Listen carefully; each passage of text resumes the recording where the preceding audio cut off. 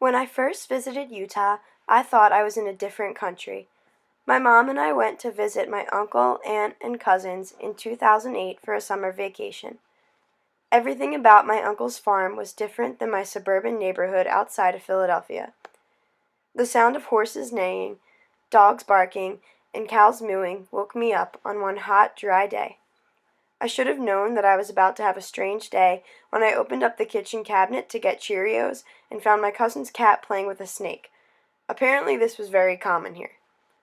The plan was to go hiking that day, so my mom, cousins, and I piled into the back of my uncle's pickup truck early in the morning. The sun was strong, and there was not much wind. I came prepared with sneakers, sunscreen, and athletic clothes, but nothing could prepare me for what I was about to experience. We drove along the dusty dirt road for about 2 miles until we approached my uncle's nearest neighbor, Robert. Robert owned a convenience store, and he gave us free snacks and drinks for our trip. We then drove half an hour longer until we pulled up to the bottom of the hill, or should I say mountain, and my uncle announced, "We're here." My jaw dropped. In front of me was a huge mountain of rock. When my uncle had mentioned hiking, I pictured a walking trail with trees and wildlife. I realized then that by hiking, he had really meant rock climbing. The worst part, though, was the grasshoppers. When I got out of the truck, I noticed that thousands, and I'm not exaggerating, thousands of huge grasshoppers were jumping in the field leading up to the mountain like a bunch of Mexican jumping beans. They were crashing into each other in the air and landing on top of each other because it was nearly impossible to find a space in the field that wasn't carpeted with grasshoppers. I gasped. Both my mom and I are scared to death of bugs, and I honestly was not sure how either of us would make it to the mountain. "Oh, come on, you're not really afraid of just a couple grasshoppers, are you?" asked my cousin Natalie. But embarrassingly enough, I truly was.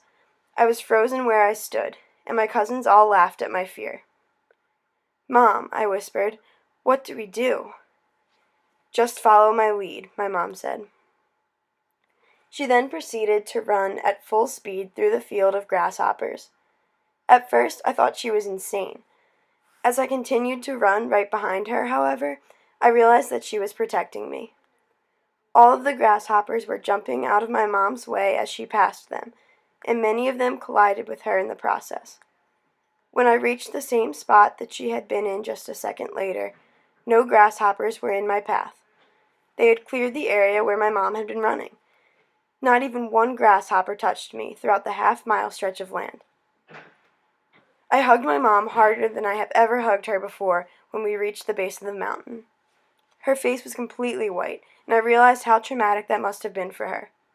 My cousins followed behind us, catching grasshoppers in their hands as they went along, and when they caught up, we began our quote-unquote hiking adventure. Luckily, at the end of the hike, my uncle drove his truck to the base of the mountain, so we did not have to run through the grasshopper field again. That day, my mom showed so much bravery. I knew that she was just as, if not more so, afraid of bugs than I am, and I personally do not think that I could have handled the situation with more poise and self-control than she did. She conquered her fear for the sake of protecting me, and for that I will always admire and thank her. Whether or not to make a sacrifice is not a very hard decision if a person we care about is involved.